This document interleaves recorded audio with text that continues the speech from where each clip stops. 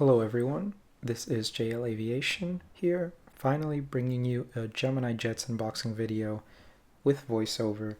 Now for years I've been doing these just with some background music and just basically showing the model with my camera, but I thought finally I'd try out making some videos, go more in depth on these models, talk about them and why I got them, and I hope to bring more different model reviews in the future for sure. So I wanted to start out today with this brand new release from Gemini Jets, that is the Reno Air McDonnell Douglas MD-90.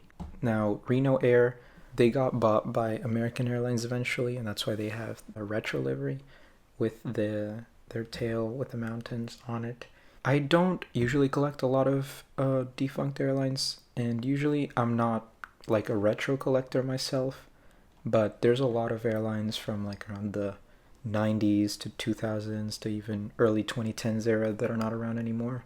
A lot of airlines from those eras that I'm very interested in that are not around anymore, and you can see that in a lot of unboxings I've done in the past, such as Independence Air, Skybus, AirTran. But here Reno Air is an airline that I do find super interesting. They had an all MD-80 fleet, or mostly MD-80 fleet. I know they had some regional aircraft too, and based out of Reno Tahoe Airport, which is an airport that I've been to many times, and it's honestly one of my favorite US airports because it's kind of small, kind of cozy, has a lot of destination to fly to, and Reno Air had that airport as its home base. Now this airline's long gone, there's no airline based in that airport anymore, but you know, seeing this plane, especially in the back, it has a Ski Lake Tahoe promotional sort of decals that were added to this livery. I honestly really like that. It really convinced me to get this model because throughout my life growing up, I've been to Lake Tahoe a lot of times, skiing with family and friends, and this model does remind me a lot of that, and at the same time it's an airline that I find super interesting and that I really love its livery. Here, let's look a bit closely at the box. Of course, the Gemini Jets blue box with the aircraft, the logo. Here's the sides, dual collectible model, and here's the price tag. I got it at the airplane shop in Miami, Florida, which I've been to a lot of times. The retail price for this was $56.95, and unfortunately it has gone up quite a bit over this summer.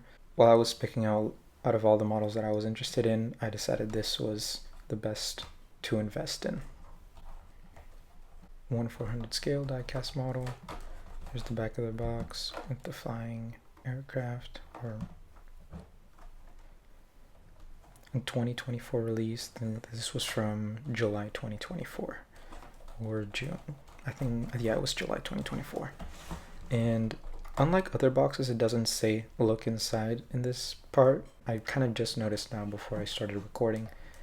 But yeah, this, just open the flap. Here's some information history about the MD-80 family, and you can pause if you'd like to read. Here's some more information about this specific airframe, registration, series, first flight delivery, and here's the model, and I'll just get to opening it.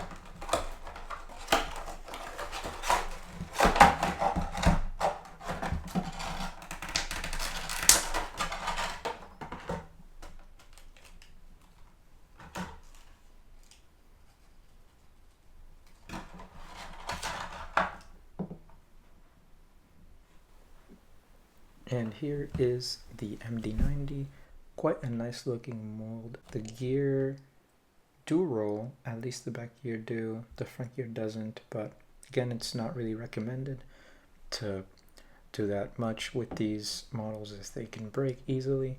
Here on the tail, you can see the registration number, November 905 Romeo Alpha, the Ski Lake Tahoe decals on the engines with the snowboarder on the tail, and then when you go look at the other side, you also have a skier on this side of the tail, which is pretty cool. And Reno Airport, Reno Tahoe Airport, it does serve as kind of the main gateway for the long distance travel into the ski resort. There is a South Lake Tahoe airport, but it's quite smaller, works more for general aviation aircraft, and Reno Tahoe's in a much more open space, and it allows for a lot more flights. That's where Reno Air was based out of, and yeah, this kind of, I assume a lot of their traffic was for travel to these ski resorts, as well as probably the casinos in Reno, given that it's the second largest city in Nevada. Here is kind of like a more different angle to see it. The antenna, front antenna, really good detail by Gemini. Overall, really good mold. And I think this is my second MD-90 from Gemini. I have a China Southern one that I got many years ago, and I think this mold does show a lot more detail than that one.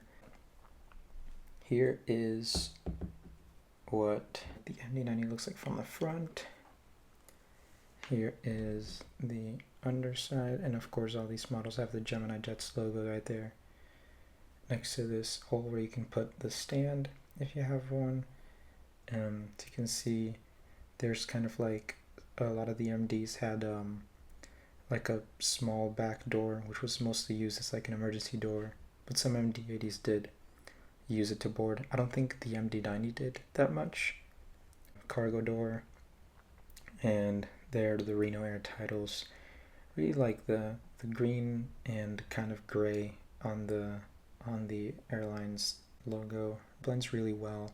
Also, something to note about the MD-90. I know this one has much larger engines than the MD-82 and MD-83, for example.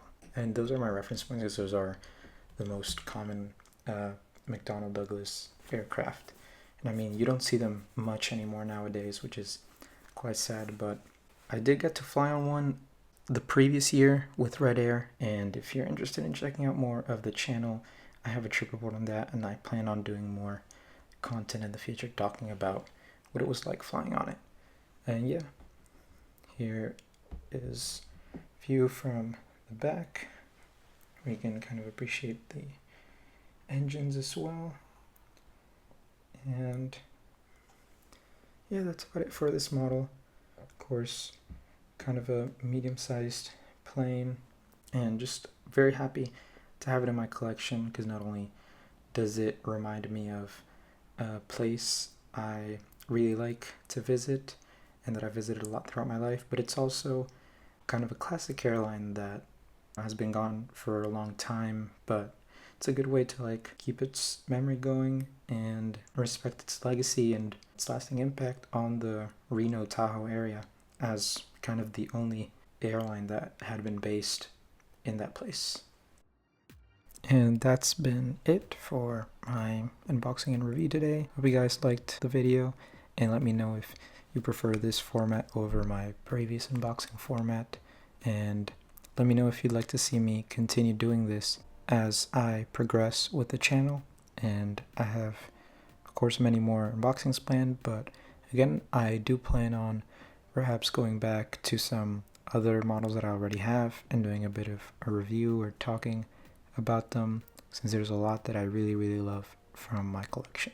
So thank you all for watching. This has been JL Aviation here. Don't forget to like, subscribe, comment what you thought, if you also really like this plane, or if there's any other models you recommend I should get, and stay tuned for more of these unboxing videos, many more flight videos coming up as well. Follow me on Instagram as well at JL_aviation MIA, and I'll see you all on the next one. Thank you very much for watching.